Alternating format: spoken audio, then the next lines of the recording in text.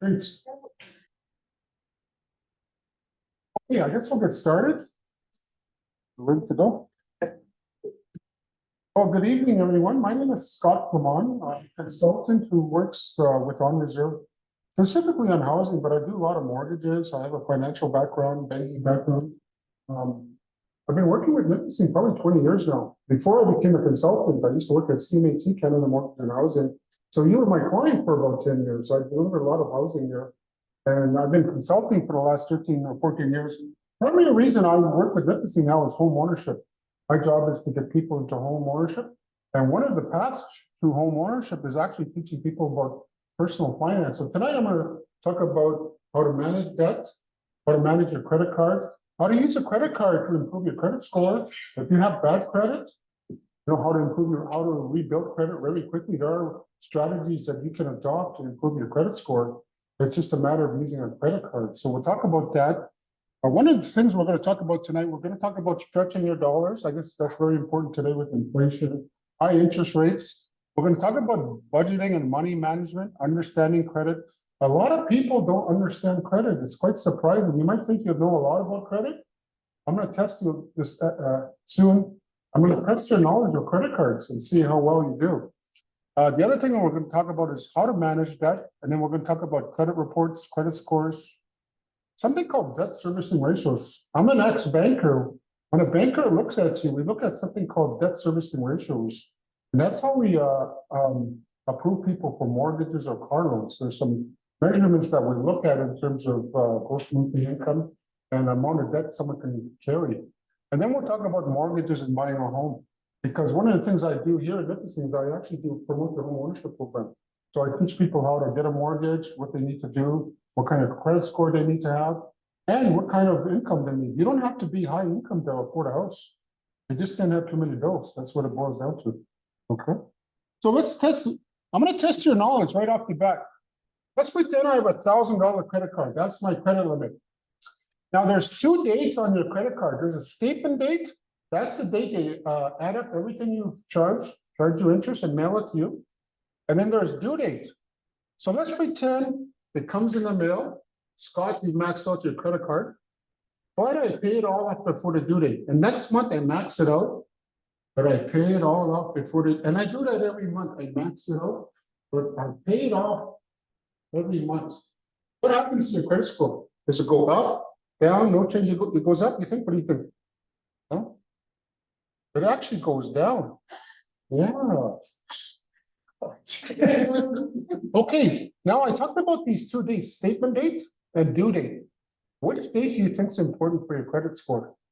Statement date or due date? There's one date that's actually more important than the other. Yes, you want to know the guess? Yeah, statement date is king. A lot of people think that's due date. The reason statement date is important, that's the date that credit bureaus use to calculate your credit score. And whatever happens on statement date, that's what they look at. Due date is still important. Okay, if you miss due date, you pay late, you lose points on your credit score. And if you miss enough due dates, they'll put up your credit card. But when they calculate your credit score, it's based on statement date. And this is why you would go down, your credit score would go down. If you're between 80 and 100% of your credit limit on statement date, not due date, you're high risk. So your credit score would actually go down. I have a lot of people I work with who have credit that's about 80 or 90 and they put minimum payment down.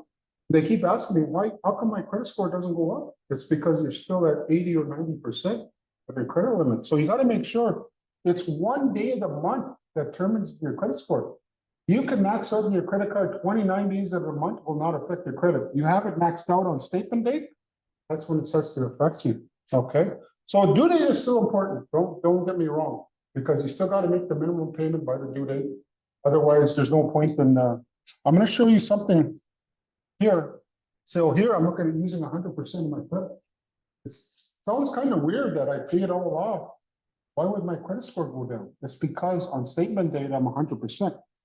Now I'm going to teach you a trick. This is called the credit card trick. This is the fastest way to get your credit score up. There is no other faster way. If you get a car loan, your credit score will go up, right? It will go up gradually. If you do this trick, this is the fastest way to get. I've seen a girl get 100 points on her credit score in about 5 months.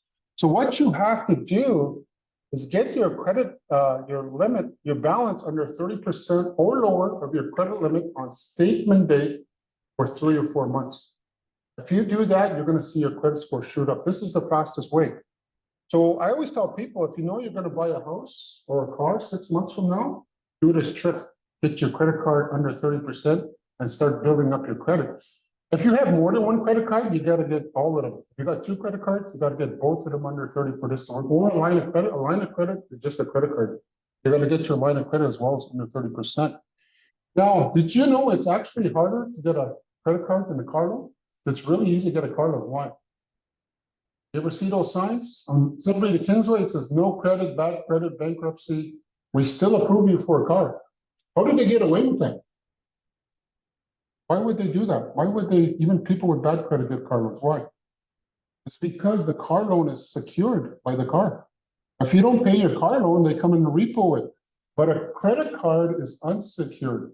So if you go to North Bay, buy some furniture, bring it back here to Nipissing, and you stop paying your Visa, Visa doesn't go to your house and get that furniture.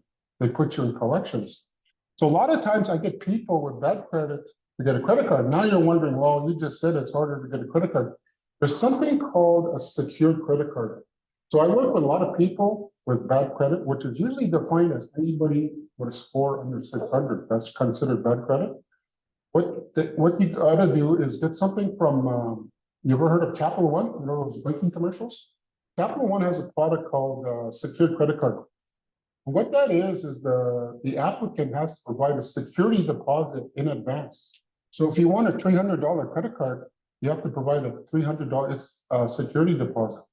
People think it's a prepaid. No, it's not prepaid. It's an actual credit card, but you're providing collateral because your credit's so bad. Now, a lot of people I work with that go to Capital One, some of them are required to give a deposits. Others, they don't ask for a deposit. So it's kind of hit and miss on who makes a deposit. So what I get people to do is take that $300 credit card or $500 credit card, and I tell them use $30 because you got to use it. Spend $30, pay it next month. Spend $30, pay it next month. Spend $30, pay it, and that's how I get people to rebuild their credit card. And this is what we use. It's called the credit card check. What do you guys think? Pretty neat, right?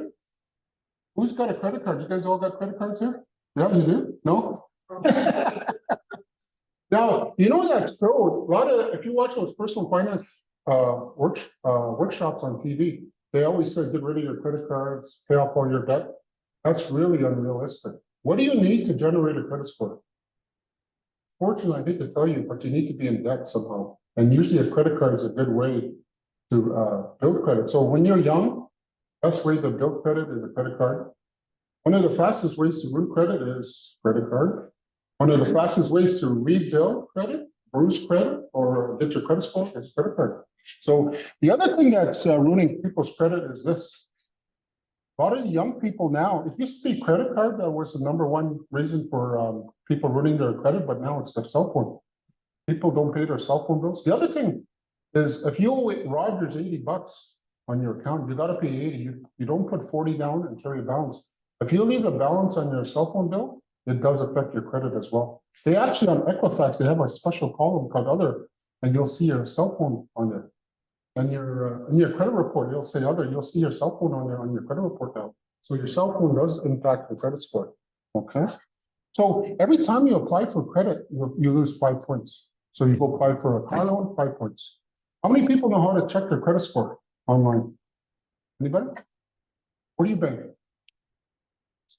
Okay, you can check it online. Have you ever tried? No. You can. It's free. It doesn't count as a hit either. So you can check it as many times. The only bank that doesn't have it is TD Canada Trust. I don't know why. TD Canada, but every other major bank, you can check it. RBC, if you're an RBC customer, you can't do it on your phone. You have to use a desktop computer. But most places, you use this. I can check my credit score on, I'm with CIBC and Bank of Montreal, and I can pull my credit report on my phone real quick within 2 seconds. You just log into your regular banking and you look for it under services. And if you scroll down, you'll see check my credit score. And it doesn't come as a hit. So what we're looking for a house is we want someone with a credit score of at least 680 or higher. Bad credit is considered anything under 600. Now, CMHC has a new president. Their old president increased the credit score to 680 to get a house in Canada. The new president lowered it to 600 to get a house. But most of the banks said they're not going to use 600, they're still going to use 680 as their guide in approving mortgages. So 680 or higher is the best. Okay. Any questions about this? Pretty neat, eh? You know what? If you told me this is you, if you said, Scott, this is me, I max out my credit card, but I can pay it all off. You know what I would tell you? Why don't you max out your credit card after the statement date, right? And pay it before the next statement date. Your balance will always be at zero. And your credit score will shoot through the roof. Okay. So, yeah. Max out your credit card after the statement date and pay it before the next. Now your statement date doesn't change. So I have a TD Visa. My statement date was October 6th. Guess what? It's going to be November 6th or 7, December 6th or 7. It never changes. So I get people to memorize their statement date. Now, if you're on Capital One already, you got to make sure you allow 5 days for processing for your payment. So let's pretend Capital One is the date range. It'll say June 1st to June 28th as an example. Statement date would be the last date of that date range would be 28. So now you know the 28. Now Capital One is at least 4 to 5 days for processing. So if you're on Capital One, you want to pay by the 23rd so that it's reflected on your statement date. And then while your payment's being processed, don't use that credit card because it takes 4 or 5 days for that payment to show up. But as soon as they use it, it shows up right away. So you got to watch how you manage this. Okay. Any questions about that? Pretty straightforward. Did you guys know about that? Pretty neat trick, eh? So I call that the credit card trick. And this is how I get people to qualify for a mortgage with bad credit. They think it's the end of the line. It's just a matter of rebuilding credit through a credit card. The one girl got 100 points in 5 months. It was under 500, or sorry, under 600, 540. And in about 5 months, it was well over 600. It was qualified for a mortgage. So it doesn't take long. This is the fastest way. A lot of people thought, let's buy a car and rebuild my credit. You can get that too. But it's going to take you a while. It's slow going with a car loan. But this is the fastest way. Revolving credit cards and lines of credit, they have the biggest impact on your credit score. You know why? Because you have access to it. Okay. The other thing about a credit card is when you go for a bank loan, even if you owe nothing on that credit card, they treat you as maxed out. The reason is, what can you do with that credit card 5 minutes after you leave the bank? You can max it out. So that's why they treat you as maxed out on credit cards. So you got to be careful. It's good to have a credit card, but you don't want to have a credit card with a big balance or sorry, big credit limit. Okay. Again, if you have more than one credit card, you got to get all of them under 30% for this trick to work. If you have one credit card, you just do this trick. So it's pretty quick. And like I said, I always tell people, I always see on Facebook and Wiki, people say, oh, I applied for credit to buy a truck. I hope I get approved. Cross your fingers. But I say, why don't you do your homework ahead of time? You won't have to cross your fingers, right? You do these tricks. So here, look at this one. For example, here, I keep my balance under, so 300 there, 200 there, maybe 100. So look at that, I'm at 30, 20, 10%. My credit score is going to shoot up if I do this trick. Okay. Pretty straightforward. So what you got to do is figure out what your credit limit is and find out what's 30% of that. And then that's your ceiling, that you want to keep your balance under that limit on the statement date every month. Okay. Now I tell people, just do this if you know you're going to buy something or you want to rebuild credit. I work with people for up to 2 years rebuilding. Sometimes they call me, oh my God, my credit score is going down, Scott. I say, are you buying a house? No. Are you buying a car? No. Don't worry about it. Right? I always say, just worry about it when you want to buy something, and especially a major purchase like a car or a mortgage. Okay. Pretty neat. How many people do a budget? Guys, anybody does do a budget when they're spending their money, their paychecks? You do? Okay. Yeah.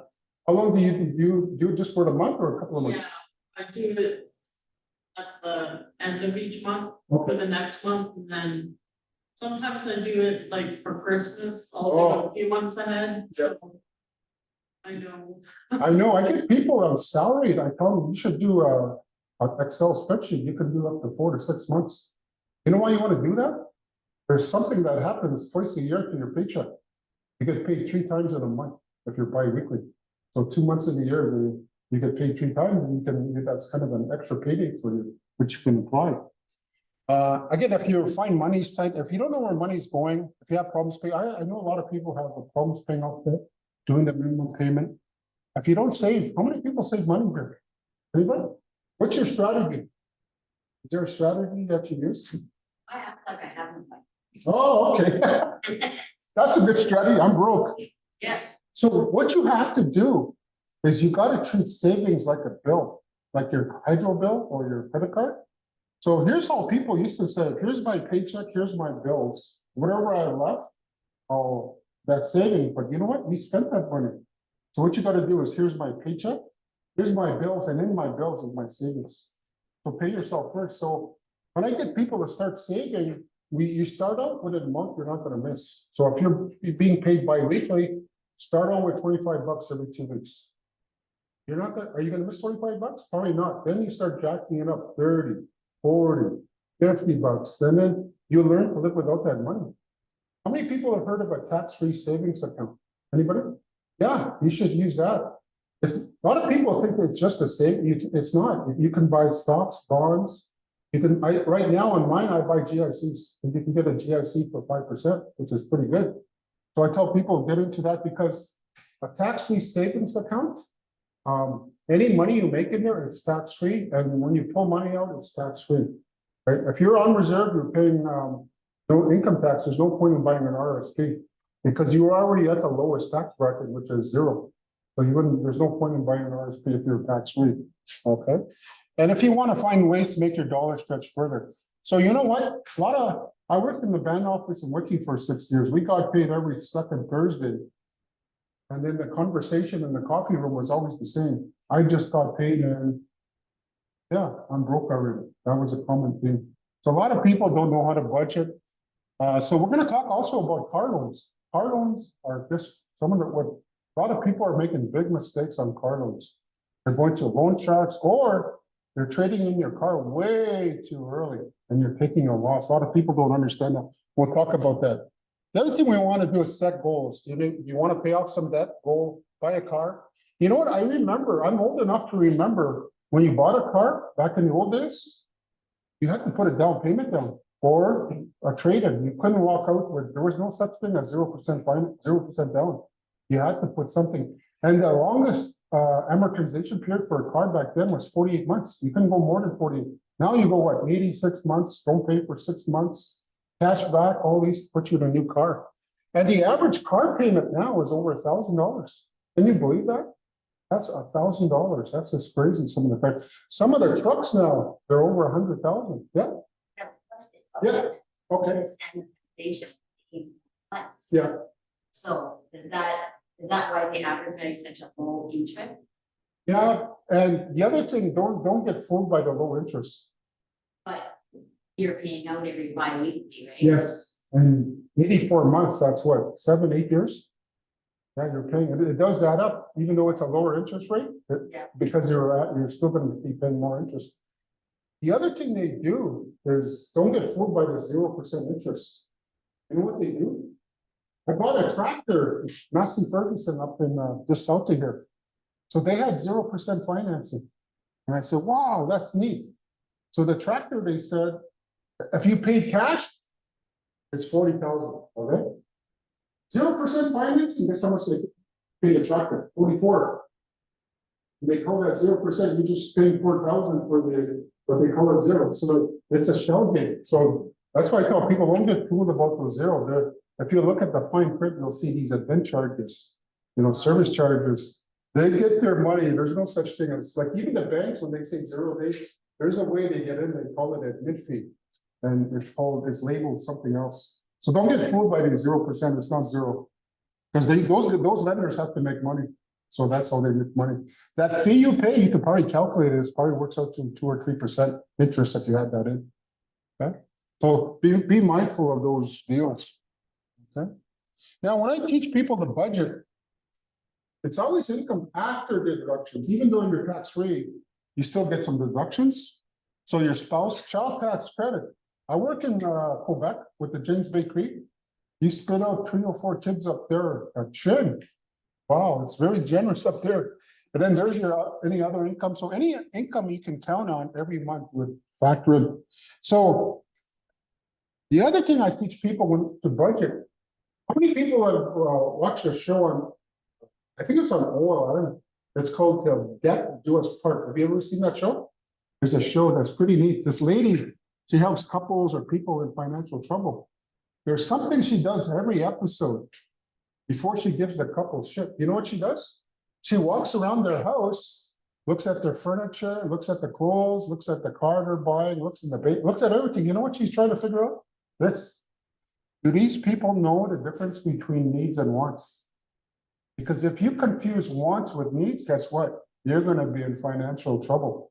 It doesn't matter what race you are, how well educated you are. If you confuse wants with needs, you're going to be in trouble. Wants are stuff you can live without. Needs are stuff we cannot live without.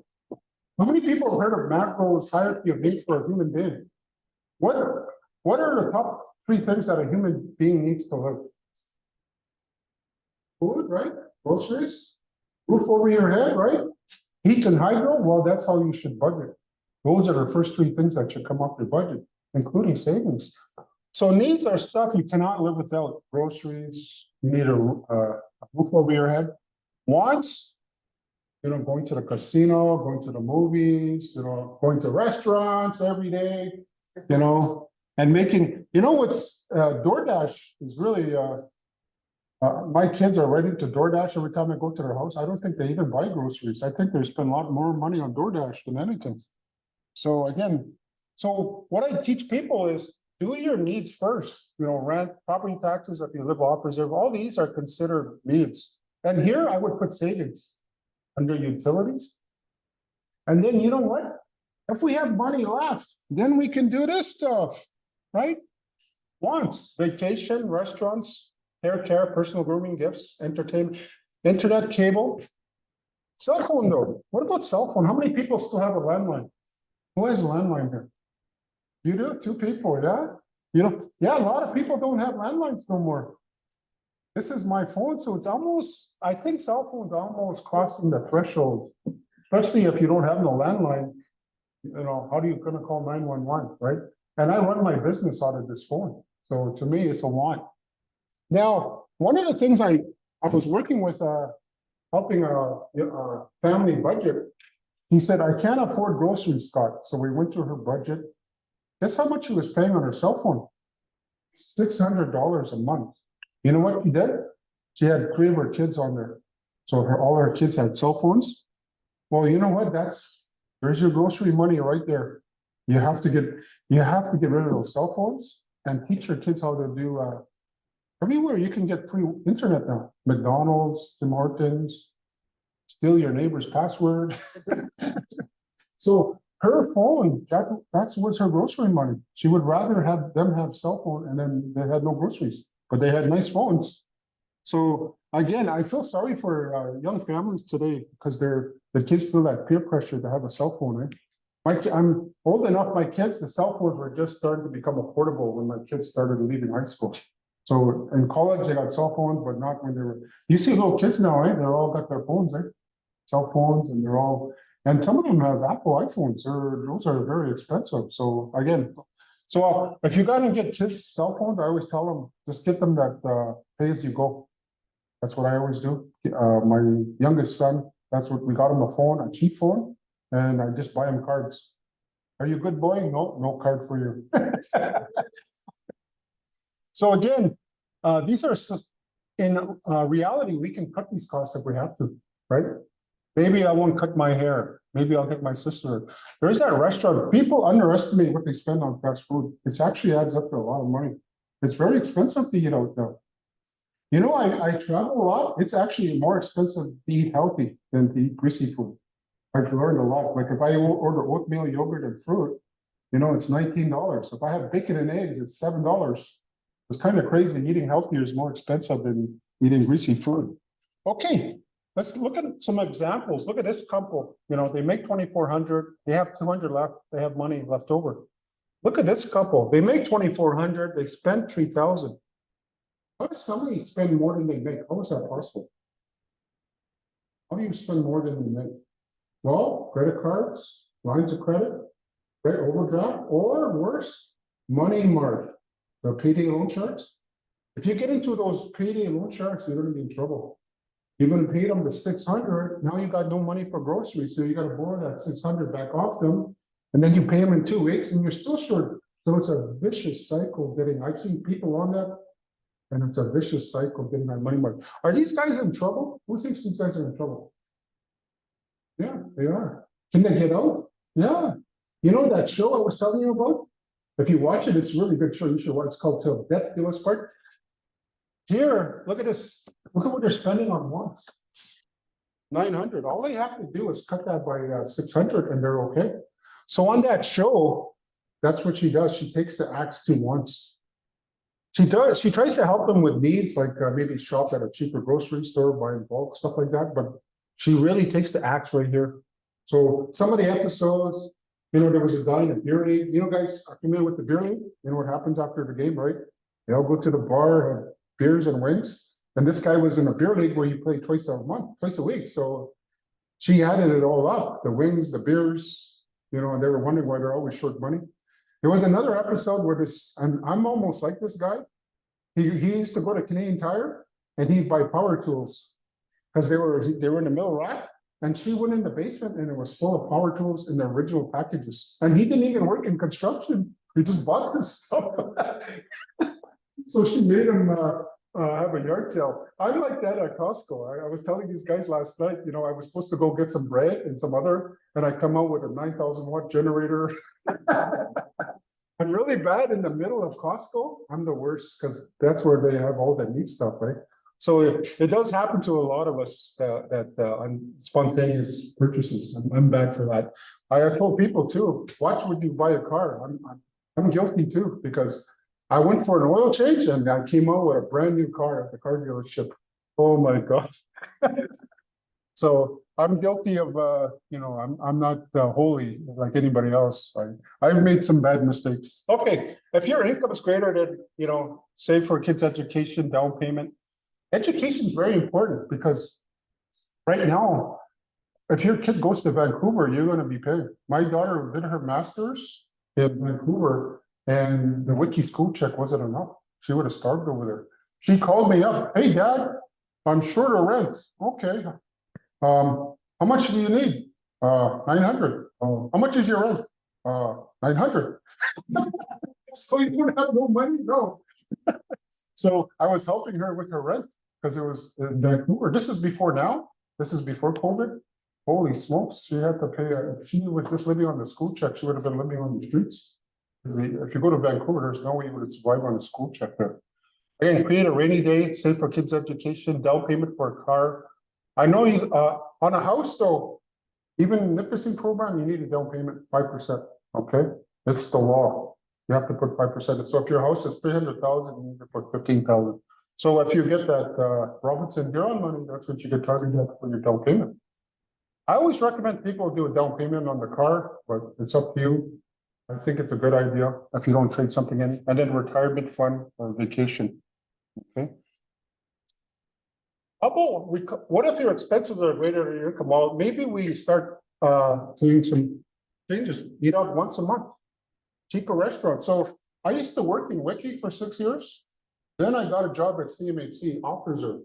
That's what happened. My paycheck took a nosedive because I had to start paying tax. My kids noticed right away. You know what? We used to go to movies and eat out every weekend. After that, it was once a month. They noticed right away, how come we're not going to the movies, or how come we're not eating out as often? I said, well, my paycheck's a lot smaller now. We can't do that. Again, cut your internet or cable. I would probably cut your cable. I would still keep your internet because you could do streaming, staycation. That was coined during the economic meltdown. You know, instead of going to Toronto on vacation, you just stay home. Switch to a cheaper cell phone. That's a lot better now, especially around here. You guys are in an urban area. You're a lot luckier than most bands I work with. Carpool, stock up on groceries, buy a smaller car that's easier, especially with today's gas prices, right? If you don't need a big truck, maybe buy a smaller car. Again, don't lend money.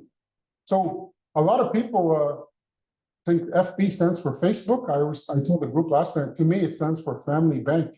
Because when I go on Facebook, that message, Lord, 9 times out of 10, it's my family member asking to borrow money. And you know what it is for, 9 times out of 10? For gas. They can't afford the gas. They're driving these big cars with chrome and big tires. You know, lend me money to buy gas. You got a, you know, an $80,000 truck, you can't afford the gas. And then when I moved home, I see some stuff at the gas station. You know, when I go to Andy's, I see people with big trucks and paying $10 gas, you know, with coins.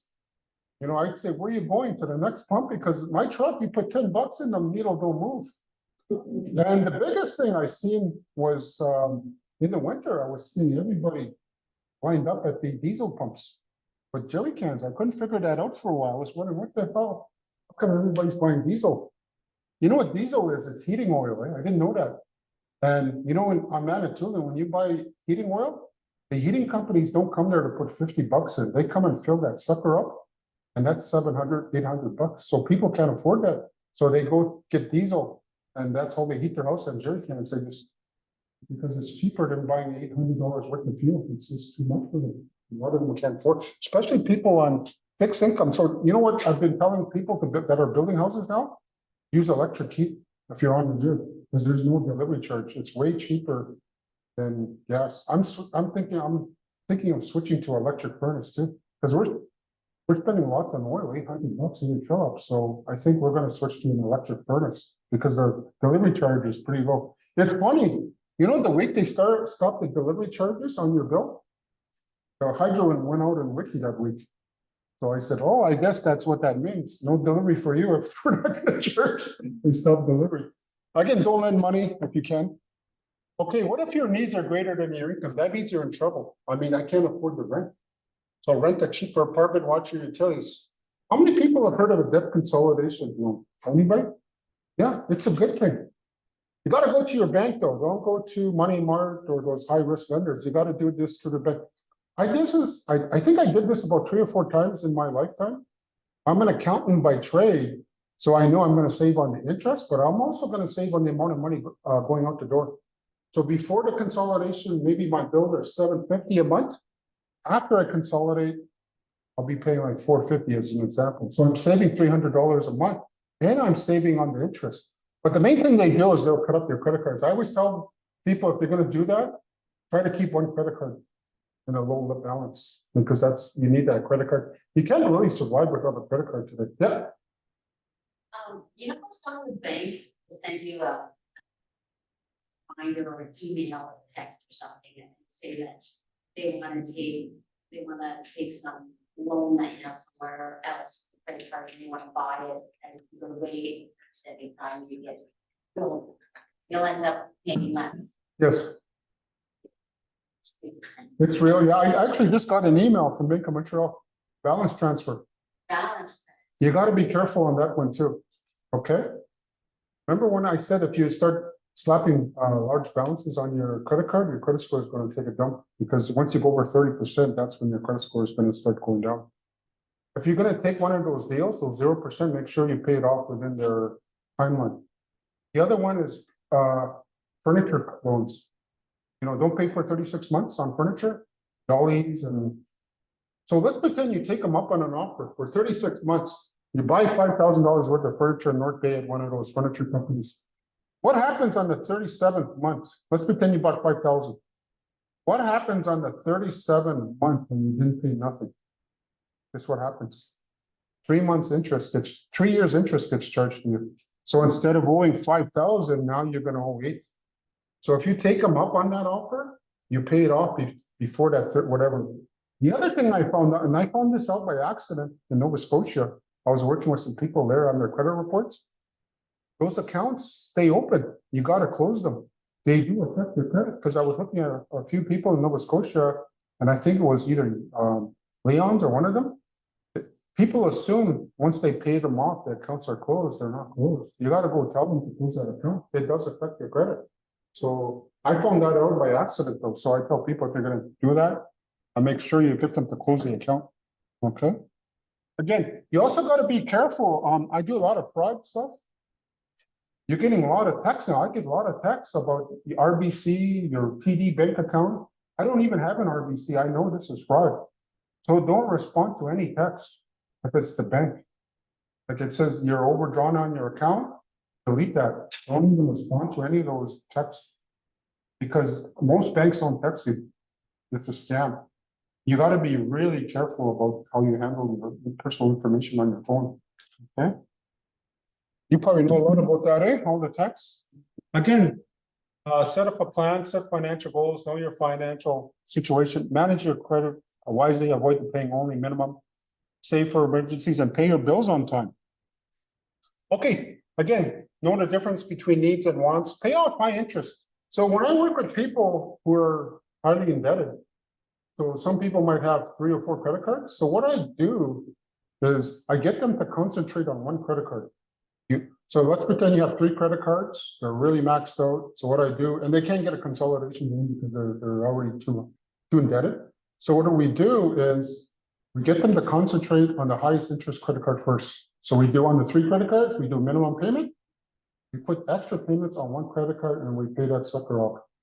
Then we get it down to 0, then we do the next card. Pay it down. Psychologically, that helps because it helps you to think, okay, I got one credit card down.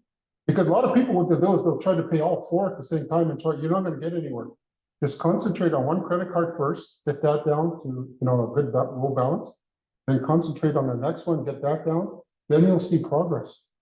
If you try to do all 4 credit cards at once, it's going to be hard. So just do minimum payments on those 3 or 4, whatever, and then concentrate on one and just put your extra money and all your effort on that one credit card, pay that off, and then do the next credit card. Now, the other thing, if you're going to pay off your credit cards, don't cancel the balances. You got to be thinking when you reduce your balances or cancel credit cards. You could ruin your credit without knowing. Remember that 30% rule I told you about? If you cancel a credit card or you lower your balance without thinking about that credit, you can ruin your credit. So there was a girl in Nova Scotia. She had a $10,000 credit card and she owed $9,000. So she was at 90%. This is what she did. She put $1,000 down. Then she owed 8. She called Visa, lowered my credit to 9. She's still at 90. She paid another 1,000, down to 7, lowered my credit card to 8. She's still at 90. She was at 90. Her credit score took a dump. And I talked to her, you know what you should have did? Left that at 10 and bring your credit card way down before you lower or cancel a credit card. Same thing, if you wanted to cancel a credit card, you've got 3 other ones. Don't cancel it until you know your new credit limit on your credit cards is going to be below 30. So remember I said pay off that credit card, but don't cancel it because we got to work on these other 3 credit cards. Because if they cancel that credit card and you got 3, and you're going to go back up to 90% in your credit scores. So you got to be very careful how you do this. You got to keep in mind that 30% thing because they don't look at it. If you have 3 credit cards, they look at it as a total. Your total credit limit and your total balance has to be under 30%. Okay. Again, downsize to a smaller home, cuts your expenses, buy insurance, life. I always tell people if you get a loan, you should do life insurance, not disability. It's very expensive. Or a lot of people should be in group insurance. If you're working, you should be on that. Again, keep track of your spending, put your needs before you. Keep your credit card in your wallet. There's that avoid the buy now, pay later. That's the furniture companies, don't pay for 60 months. Actually, car dealers are doing that now. Don't pay. I seen. Last time I was in North Bay, I always stay at the Holiday Inn. There's that GM dealer. Last time I was there, it said no payment for 90 days on their car. There was a deal there. I would say, no, I'm going to pay right away. I don't want to wait 90 days. That means what I'm doing is I got to pay another 90 days at the end of the term. So sooner or later. Again, pay down the high interest credit cards, consolidation loan. You got to be careful on consolidation loan too. Because you got to make sure whatever loans they're taking over, they're not going to be paying a higher interest rate. When I did for consolidation loan once, they tried to take over my car payment. I refused because my car payment was at a lower interest rate than the loan. Why would I take that and take a higher interest rate? So you got to be careful. Now you do lose points when you do consolidation loan. So every time you apply for credit, you lose 5 points. And then they cancel your credit cards and your credit score over time will go up fast because they're canceling your credit cards and reducing your balance and so on. In the short term, you take a hit on your credit, but in the long run, your credit score is going to improve. Okay. Again, establish healthy. Again, pay your bills, hydro, phone, cable. They do affect your credit. A lot of college students, you know what they do? When they're finished college, they forget to pay their last month's cable bill. And it haunts them 3 years later when they go buy a truck. There's a cable bill from when they were in college. When they moved out, they didn't pay the last bill. A lot of them did that. Look at that. You get a credit card. Isn't that crazy? I'm telling you, it's probably a credit card that got you in trouble. And it's a credit card that's gonna get you out of trouble too. Okay, so do get a credit card. Do pay your credit bills on time. Limit yourself to one or two. I would say Visa, MasterCard. There is a problem with American Express. You guys know what the problem is? That's what someone said last night. No, it's not because it's American. Oh, maybe some people in other parts of the world will get it because of that. No, it's because they charge a high fee to the retailer.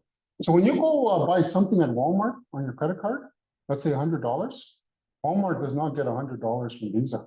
They'll get 98 cents, 98.5 cents on the dollar. The Visa keeps 1.5% or 1%. American Express takes more, like they take over 2%. So you know who won't take American Express? Is the little retailers, because their profit margin is usually 5 and 2.5. You're going to give half of it to American Express. That's why a lot of little retailers won't take American Express. You guys remember that big battle between Walmart and Visa a couple of months ago, last year? Walmart was stripping Visa, pull Visa machines out of their stores. And Visa said, go ahead. And then they started shutting down the machines in Thunder Bay. And then next thing you know, they reached a settlement. That's what they were fighting over, that fee that Walmart was paying. So Walmart, you know, can you imagine the amount of money Visa would have lost on billions of dollars of sales at Walmart? They were getting 1% of the sales. They probably, you know who won? Walmart won. They don't say that, but you know Walmart beat up Visa. Again, don't bounce checks or co-sign loans. What is, when someone asks you to co-sign, what does that say about their credit? Bad. And you're putting an anchor over your head and you're going overboard with them. So if you co-sign for someone and they pay the loan on time and they pay it off, does your credit score go up? Nothing. But as soon as they miss one payment, what happens to your credit score? Takes a dump. The other thing you should be aware of, when you co-sign for somebody, it's treated as your loan. So let's pretend you co-sign for somebody, their truck loan $750. When you go buy a car or a house, that $750 is counted against your income as debt. It's considered. That happened to me when I was young and dumb, non-mold and dumb. I co-signed for my sister. Then a year later, I went to that same dealer to try to get a car. And they wouldn't give me credit. They said, Mr. Flamon, you got to pay off this other car loan you have. They showed it to me. It was my sister's. I said, that's not mine. That's my sister. She's paying. Well, as far as GMAC is concerned, it's yours. You got to pay it off before all. I've got 20 grand. See you later. So I went across the road to Ford. Ford don't care who you are. I can say that because I'm a former Ford guy. Yeah, so Ford, no problem. Again, don't default on loan payments or pay bills after the due date, okay? So if you check your credit score, the other thing neat about your credit score, if you go in and look at your credit report, you can see how much you owe on your card as of today. They'll have an up-to-date balance if you want to pay it off, okay? Again, be a smart borrower. Good debt represents investment in the future, like loans, houses. Bad debt is cash advances, luxury items. Okay, car loans. I've just added this on recently because I've seen so many people making mistakes on car loans. This is probably one of the things that a lot of them don't understand. So let's pretend you owe $15,000 on a car. That's your balance. You still owe. And the dealer says, we'll give you $10,000. What should you do? You should walk away, but people are not. There's something called negative equity. And when I talk to people, I say, what happened to this? Well, Scott Ford paid it off. I know Ford paid it off. Where did it go? They don't know where it went. This is what happens. They don't understand this. There's your new loan. There's that negative equity. Now you're paying 30. And imagine if you do 2 or 3 trade-ins like that. I ran into a girl in Val-d'Or. Her car payment was $1,900 a month. You know what she did? She traded in a car 3 or 4 times within 5 years. And I seen somebody with negative equity with $45,000 on a Jeep. So you got to be careful. You got to walk away from this when you're balanced on your. Now I made this a small example. I've seen this negative equity, $45,000. That's a big hit to take on a car loan. So don't sell it within 2 years of buying. You know why? First year you lose 35 to 40% of the value. Second year, 25. In 2 years, you lose 60% of the value of your car. Is your loan paid off by 60% in 2 years? No, it's not even close. That's why, rule of thumb, you should wait till you're at least 80% paid off before you consider doing a trade-in. I don't do any trade-ins. You know what I do? I pay off my car, and usually I give it to one of my kids, or I trade it in, but most times I give it to the kids, and I give them negative equity. So that's one of the things. I just added this because I've been seeing people taking a hit on the car loans. I've gotten so good at this. When somebody tells me their car payment and what they're driving, I could tell you took a loss, right? That kind of car payment, you should be driving a Mercedes-Benz on a Ford Fiesta, right? Yeah, it's gotten so good when somebody tells me their car payment or what they're driving, I know they took a loss on their trade-in. So you got to be careful. Keep in mind now, too, the average car payment is $1,000 now. There was an article on the Globe and Mail this week. I read a lot of personal finance stuff about this stuff. Car loans are, one of the second biggest debt that people incur after mortgages, and $1,000 a month. $1,000 a month, just before COVID was unheard of. Now it's a regular. That's just crazy. It's a lot of money. I remember when $500 was considered lots to use monthly payment. Now that's nothing. Okay, credit report. So how many people know how to check their credit report? Anybody? Okay. So you can check on your phone app for free. Your bank app. As long as you're not with TD Bank, you could check it for free as many times. It doesn't count as a hit. Royal Bank, if you're a Royal Bank customer, you can't use your phone. You have to use a desktop computer to look at your credit report. I actually showed an elder today to pull her credit report on her. She was really happy. She brought her computer here, her laptop, and I showed her how to look at her credit report. She was pretty happy with that. Again, there's 2 credit bureaus in Canada, Equifax and TransUnion. So every time you apply for a loan, it shows up there. Bankruptcy, 6 years. What about collections? If something goes in collections, it's 6 years.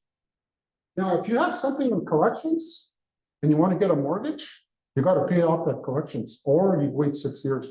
So when I worked at the bank, when I see something in collections, I would say, go pay that phone bill for $2,100, show me a receipt, and we'll lend you money. So they would go pay that cell phone bill that's in collections, then I would lend the money. That's the whole point of a credit bureau. It stops other lenders from touching you because you have something in collections. But do you know who will touch you? Money Mart, Easy Financial. They don't have problems with you having stuff in collections. You know what? They're going to charge you 29%, right? 30% interest. So that's why they don't have a problem. What about social media? Can that affect your credit? How many people think it can affect your credit? Yeah, it can. Don't put too much personal information on Facebook or your social media. You know how old I am on Facebook? I'm 74 years old. Don't put your birthday, right? Your SIN number. How many people think your SIN number is a random number? Is your SIN number a random number? So when you went to the government, they gave you the next available number. How many people think it's a random number? It's a number. It's not. That's what it's linked to. Your birthday. Your birthday and your SIN number are linked. And if people know other information about you, they can work backwards and figure out your SIN number. If you don't believe me, if you get a new job somewhere, give them your SIN number and give them the wrong birthday. You know what's going to happen? Payroll is going to come there and say, hey, something's wrong here. The birthday, the computer says the birthday, the payroll software knows this, that something's wrong with the SIN number and your date of birth. They have to be linked. Okay. So bankruptcy, 6 years. In Quebec, they make you suffer another year, 7 years for bankruptcy. And again, credit report, again, your SIN number, date of birth, employment history. That's what's in there. Again, credit score, credit inquiries, again, 5 points, payment history, balances relative to credit limits, all of that in there. So how's it calculated? 35% on payment history, 30% amount owed, 10% type of credit use. So there's 2 types of credit: revolving, which is credit cards and lines of credit, and installment, that's SKIDoo payments, car payments, and mortgages. New credit and length of credit history. So I have a credit card from '94, a CIBC Visa. That's the one I like using because it's old with me. It's funny, 1994 to me was just like yesterday. It's because I had a conversation with my son over the weekend. He's a furnace guy in Sudbury. He says, Dad, you need a new furnace at the house in Sudbury. I just bought that. He says, that was 94. To me, it was just yesterday. So again, using old credit. So here's some credit card scores. So in Canada, 4% of the population have poor credit, anywhere from 3 to 569. 10% have fair. Now, anything under 600 is considered bad credit. Now, remember, did I tell you how many points you lose for if something goes in collections? 90 points you would lose. So you know who put me in collections for $14? You guys remember Blockbuster Video? Yeah, $14. Well, let's pretend I had a credit score of 660. Blockbuster put me in collections. Look at what happens to me. I'm going to be under 600 in the 500s. So you got to be careful. If something goes in collections, you better go buy that truck now because you're going to need a cosigner, right? Because you always hear people, you know, arguing with Bell Canada. Go ahead, put me in collections. I say, well, you better go buy something real quick before it shows up. Because you're gonna need a cosigner, or you're gonna have to pay 29%. Right? How many people see those? Are there a lot of people interested in buying cars from those guys in Winnipeg? In Wiki, there's lots of them. You ever see those? The First Nation Auto? Those guys are scammers. They're like the people that buy vehicles out there. I got a brand new Silverado 3/4 ton. My cousin went through that. He bought a half-ton Dodge Ram plain Jane. His truck payments were more than mine. And it's 3 or 4 years old. He's paying really high interest. And the cars are that great people with bad credit. That's where they're going. And I've been telling you, use your credit card, rebuild your credit. So he's doing that now. He's going to go to a dealer instead of going through those. Have you guys seen those? First Nation Auto. I don't know how I got on their list. They email me now. I don't know how they found my email. Yeah. Yes. Yeah. And then my wife had a company fax. She would tell them, she would try to block that number. She used to get those too. And then when I get them on email, I set it up as spam, right? Those emails, but it's occasionally a new one comes through, right? And someone can refer your name with your email. Oh. To get it. I see them on Facebook too.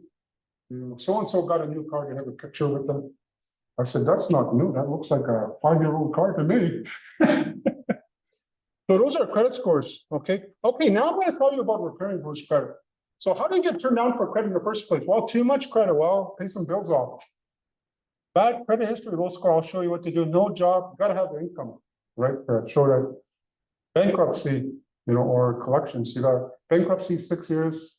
Collections, you just got to pay what's in collections. If you don't want to pay in collections, you got to wait 6 years for it to get off your record. Okay. Now it'll still show up even 10 years. They'll still chase you down, but it doesn't, after 6 years, I wouldn't pay it. Okay. Again, repairing bruised credit, pay your bills on time. Look at that. Get a credit card and get a secure credit card because that's the way I get people to rebuild. I think Desjardins in Sudbury, you know, the Caisse Populaire at the Four Corners. I work with them in Henby Inlet. They have a secured line of credit and they hold your deposit for 2 years. So a line of credit is just a credit card. So if you want, I don't know if you have to be a customer there, but Desjardins has a product too. It's probably better than, so I always tell people go to Capital One. Well, what I do though first, before Capital One, I tell them go to your bank and try to get a credit card there. If you don't, then Capital One's your backup plan. You go to Capital One, you get a secured. And like I said, I don't know what criteria they use. Some people, they ask for a deposit, other people, they don't. And then you got to use that credit card though. You can't just take it and sit on it. You have to use it. So I tell them, put $30, buy something for $30 and then pay it off. I used to tell people buy a tank of gas, but that'll probably max it out for today's prices. So again, add installment loan if you can. They want to see if you can handle installment and a revolving credit card. Pay down your credit cards, get your balances below 30. That's that opening trick I showed you. Getting below 10% is even better. Getting to 0, even better. All right. So again, now if you have high balances, get a debt consolidation limit. You still need to have a good credit score. Don't wait till you're in trouble to get a debt.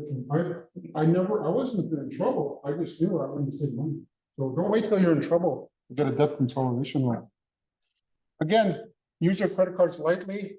Your credit score pays a lot of attention to the amount of credit you're using versus your credit limit. Again, that's that opening slide I told you. Remember, 80 to 100% of my credit limit? That's what, that would be, kind of hurt your credit score. Again, check your limits, keep an eye on your credit card. It's funny. You know, when I go to Walmart, how people get declined with the machine. You know what? I can check my credit card balance in 2 seconds on my phone. If it says I only have $700 worth of credit, I'm not gonna go spend $1,200. I know it'll be declined. So you gotta check your limits. Again, dust off an old credit card. Like I said, I have one from 1994 that I need to use. That adds to my credit score. Again, don't apply for too many credit cards. It counts as a risk. I had a lady in Belle-Dore, you know what she went to go buy a car? You know how like Sudbury, all the car dealerships are on one street? You know what she did? Her strategy for buying a car? She went to every dealer, fight for credit, and she told me, whoever gave me credit first, that's where I was gonna buy the car. So when we pulled her credit report, she showed me, she lost 30 points in one day. That's a massive hit. All you've seen was ding, ding, ding, ding. It was from all these dealers. How many people have heard of a mortgage broker? Have you guys heard of a mortgage broker? That's what happens when you go to a mortgage broker too. If you buy a house off reserve and you use a mortgage broker, he's gonna shop you around to 8 banks. Guess what? That's 8 credit checks. That's 40 points you're gonna lose. But people do it because they'll sacrifice their credit score to get a good interest rate. So you gotta be careful how you do that as well. Okay. Again, pay off whatever you have in collections. If you want to get more credit, you're gonna have to deal with collections. Or wait the 6 years. So have you had something in 2017 going collections? This is your 6th year now. So next year you'll be good for credit because it'll come off your record. Okay. Again, now we're going to talk about the mortgages. And this is kind of what I specialize in Nipperson. So when a bank looks at you, there's 2 ratios they look at. One is a GDS, gross debt servicing. That's a multiple. So what do we call it? It's really housing affordability. So when you get a mortgage, the bank says your mortgage payment and utilities can't be more than 32% of your gross monthly income. That's how they see how much you can afford.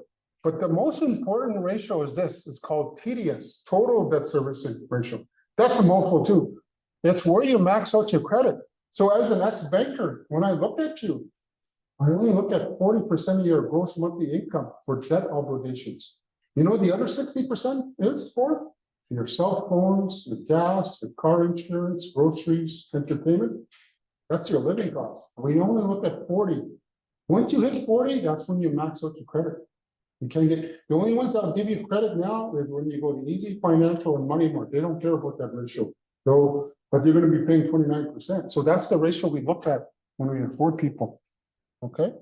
So if you want loans approved on the strength of your application, what does that mean? It's good credit, income sufficient to support a mortgage, and good job tenure. So for recent college graduates, you got to be out of school for at least 2 years to qualify. And then current debt load's not too high. So in your package, I have some blank spreadsheets you can work on. I'm going to show you how to fill these out. There's one with debts. There's the first affordability rule. And this is the second affordability rule. I'm going to show you how to fill these out. So let's do a case study. Okay, we have a married couple who both work and rent an apartment. Guess what? As soon as I see rent, that's not a debt obligation. You know why? They don't own it. So that's not listed as one of their debts. It's a living cost. Okay. His income is 45, her income is 34,000. They have a Visa with $10,000 credit. They owe 3,400. They have American Express for 2,500. The balance is 1,120. They have a loan with TD Bank, 25. They pay 425. Leon's credit card, 3,000. It's almost maxed out. Ford Credit approved for 30. They pay 450. And GMAC, 20,000. They pay 300 a month. What do you guys think? You think these guys can afford a house? You indebted? Okay, well, let's add up their bills. Again, personal loan 425. There's the 2 car payments. That's the 300 and that's 750. Now, remember I told you they treat you as maxed out? So what they're going to do is they're going to take 3% of 10,000 because the minimum payment on a $10,000 credit card, if you max it out, is $300. They're going to max you out on your American Express, even though I don't owe 2,500. They're still going to max you out. Same thing. Leon's is already maxed out anyway, but they're going to max you out. So there's your debt obligation. Notice what's not on there. Car insurance, cell phone bill, rent, cable, internet, that's not on there. Your groceries, the rent's not on there. The reason the rent's not on there is they don't own it. It's not a debt obligation. Okay, so that's, we only look at debts. Okay, so there's his income, 45,000 divided by 12, 3750. Her income, 34,000 divided by 12, 28. So their combined monthly income is 6,593. I take 32% of it. If I was to give them a mortgage, the maximum mortgage payment they can afford would be 2,100. But I'm not sure if they can afford this, right? Because of their debts. So we take their gross monthly income, we take 40% of that. They max out their credit at 2,600 a month. Look at how much they're spending, 600. So they have this available for a mortgage. Now, this is just an example. I don't have today's interest rate. Look at that. They could probably afford $180,000 house mortgage. Well, obviously you can't buy nothing for 180, but this is kind of an example. Pretty neat, eh? What if my wife wants a bigger house? Do I go to chief and council and say, my wife wants a bigger house? Give me a raise, they'll say, okay, that sounds like a good idea. What if I win the lottery? You're gonna be playing for a while. How about we restructure your debt and watch this? Watch what I do.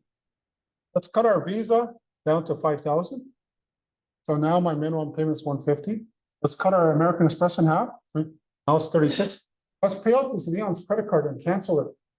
So now my debt obligations are 1,361. I still max out my credit at 2,600, but now I'm only using, now I have 1,200 available for a mortgage. And look at this. Now I'm up to about 275,000. Pretty neat, eh? Even though I said get credit cards, don't get too many or ones with big balances, because it'll affect what you can borrow. Also, if I co-sign for somebody, that's going to show up on there. It'll reduce the amount I can borrow because I co-signed for somebody. It's treated as your debt. Okay. I use the wrong interest rate, but just give you an example. Okay. So if you have troubles qualifying, again, pay off some debt, save for a larger down payment. Provides a building cost. Maybe I don't need 3,000 square foot house. I'm okay with a 1,000 square foot house. And meet with a credit counselor who can help. Any questions? Clear as mud? Did you learn lots about the credit card? About the credit card, and you were saying if you can get the debt down, I know that one you were saying to get down was all those first two credit cards. Yes. All those other credit cards have something there has. Yes. So when you're paying down multiple credit cards, concentrate on one, usually the high interest one, pay it down, but don't cancel it. Because if you Yeah. cancel it, it'll hurt your, because then you go back up to 90%. Didn't have those first two, Yeah. so. What I would do is pay down those balances first and then cancel my credit card, and then cancel the allowance. And make sure you're under 30. She's right though, what she's talking about. On this example, I made it look real easy, but I would make sure on the new credit card balances, I'm under 30% before yeah, this one, yeah, I didn't, yeah, this one right here. Yeah. What she's talking about is make sure I should have said, make sure your balances, your new balances are lower than 30% of your credit limit when you lower your. You know what, Leon's, it was 2,900 already. It was already maxed out. So again, cancel it, but make sure that she's right. Make sure you keep your balance under 30. Remember that example of Nova Scotia lady where she took her debt? You gotta leave your balance up there and then wait till all your balances are down before you start reducing the limits with tax and credit cards. Because you can ruin your credit really quick.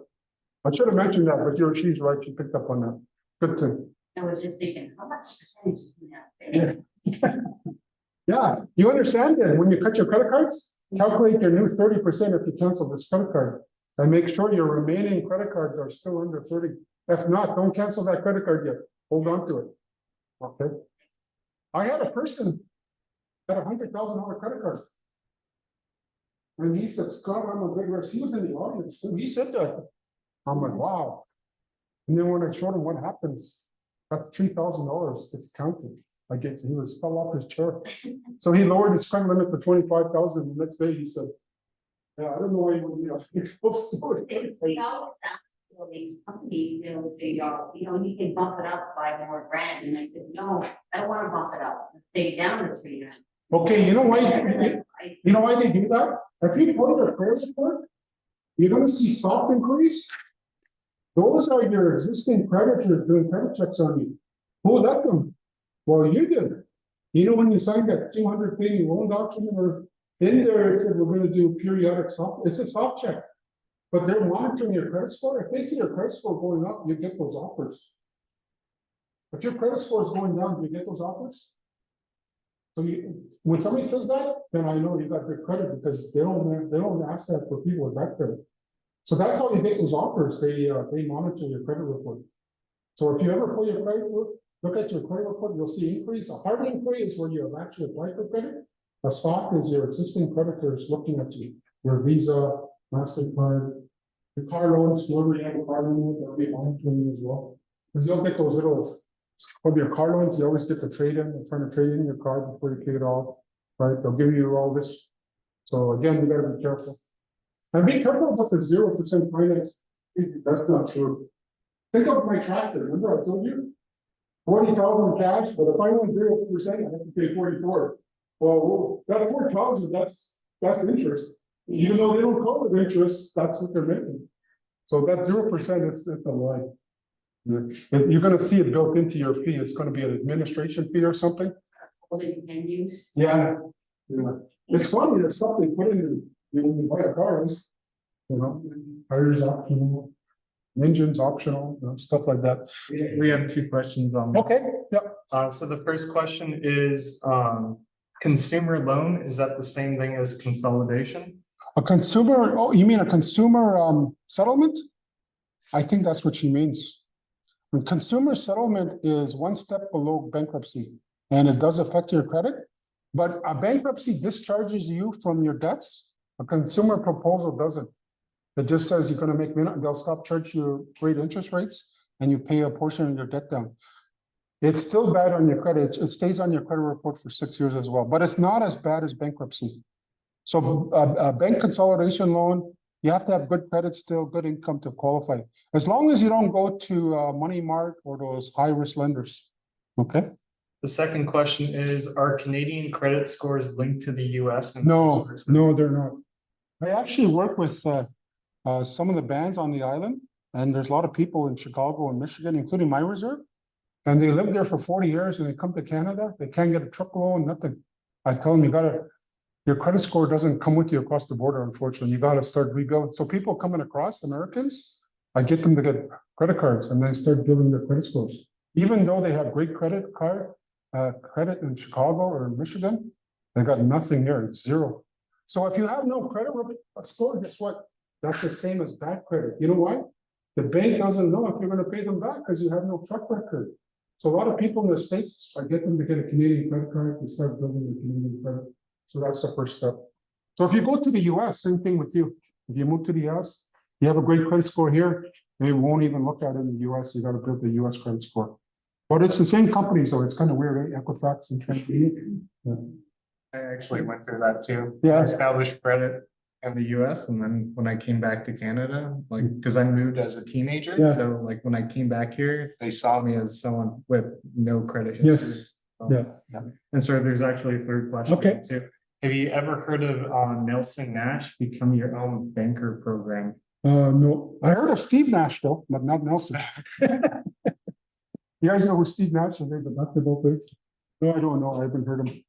There's some great personal finance books out there. I know in television shows, but I just stay away from the ones where they say cancel your credit cards, get rid of your debt. That's totally unrealistic. You need a credit card. And for you to generate a credit score, I hate to tell you, you need to be in some form of debt, right? A lot of people too, is because the cell phone. Don't underestimate this. This thing affects your credit. Young people too, they ruin their credit. One of the other things that ruin credit is utility bills. You gotta pay your utility, especially your cable bill, and you know who deals with bill? Anybody? Those guys don't take no for an answer, eh? When you cancel. My mom died and I tried to cancel. Does anybody in your family want it? My mom died. Hello. Does your sister want it? Do you want? No. My mother just died. We don't need this. They will not take no for an answer. Those guys. They really, yeah, it took forever to cancel a satellite. Those guys are tough to cancel something with. So you gotta be careful on cell phone bills there.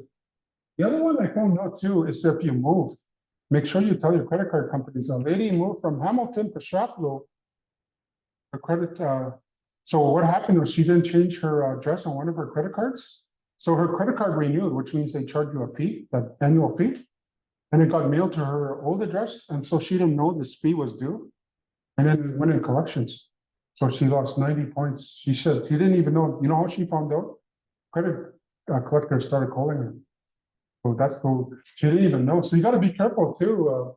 Now, the other thing too is, I go to a lot of fraud conferences. I check my credit. I used to pay, but you should monitor your credit all the time because they want to make sure there's no identity stuff. Right? So you gotta be careful. I always tell people when you go to self-serve pumps in the city, you grab that payment machine and you really pull, because what they do is they do hot glue and put a false front. My credit card was stolen. My payment at two gas stations in Vancouver. They had a false front. On a subway at the movie theaters, somebody put a false front on that, you know, where you buy your own ticket. And they were stealing your information and your PIN number. You got your ticket, but they were stealing information. So you got to be careful. So when you go to ATM machines, same thing. Go like that, pull hard.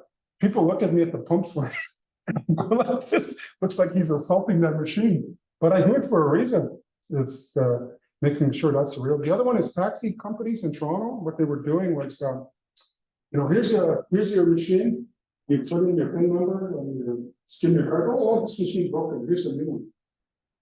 They just took your information, they just skimmed it, and so we've got to watch out. I pay capture as much as I can for taxis because I know they're gonna, in case I get scammed. You got to be careful how you do your credit cards. Other thing I tell people is do these. You could buy these at the right to protect your credit cards and your debit cards, because there are people that walk around with machine in their pocket and they skim your numbers. And then the other one is your keys, you know, the FOB. You can buy those things at Canadian Tire. It's a pouch. You put that there and it stops the signal. So thieves can walk around. If they go near your house, and try to steal your signal from your phone. I mean, if your keys.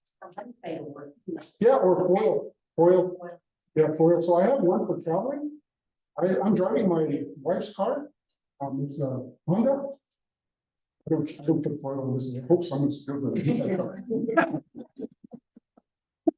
With my truck though, I wrap foil.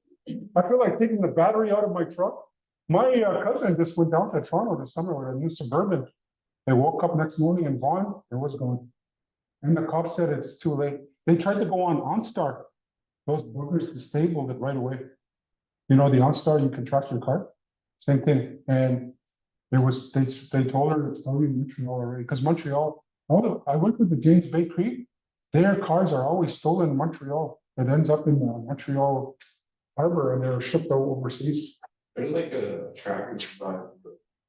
Yeah. Yeah, you can buy that. Some people buy it. It's an Apple thing, eh? There or something, yeah, you can stick it to your car. So people walk around hotels and they steal your signal and your key. So you gotta, I think I only paid $10. You can go to Canadian Tire in the auto section. It's a little pouch. You put a bag, you put your keys in, and it stops the signal. If you're at home, they have 2 boxes you can mount on the wall, and that's where you put your keys. Because people, the thieves, what they'll do is go to your house at night and try to steal your signal. So you gotta watch out. It's all these scams, that you have to watch out for. We're in the mall, up in the mall, they're just sitting there. Yeah. I feel like though, sometimes in my truck, because I like my truck, taking my battery with me in the hotel room. If you're gonna steal my truck, you better bring your own battery. Like that car though, please steal it. And then my wife said, We have another question online. okay, What happens if you consolidate with a company that promises to reduce your debt in half? be careful. Remember I said a debt consolidation loan is only good if you go to your bank. Don't go to these third party. You always see them after midnight, like Money Mart. You're actually in a worst case if you go through there. And I've seen the ones online, they ask for a fee of $500. That's a scam. One of my friends did that, paid $500. Never heard from them again. So you gotta be careful who you go to. I always say, go to the bank, a storefront, make sure. And let's do literally about the online stuff, eh? The other thing I found out too, one of my friends did banking online at a hotel. He used the Wi-Fi. And someone had broke into his bank account through there. So at hotels, I don't do my banking. If I do my banking at a hotel on my computer, I use my phone as a modem. I don't go on the hotel Wi-Fi. Your computer even tells you, right? When you log into the hotel, let's say, people can see you, see what you're doing and monitor. So don't do any banking on a hotel website. I mean, hotel internet. I log into my phone router. And then that's how I do my banking if I need to go online. But most of the banking I do on the phone. Any questions? Here's Mike. So start doing this when you're at those pumps or ATM. Start pulling that. You're probably thinking this girl's assaulting the machine. Okay, well, thank you. Oh, if you guys want to do personal appointments tomorrow, you can see me one-on-one, confidential. I'm going to be at Garden Village all day tomorrow.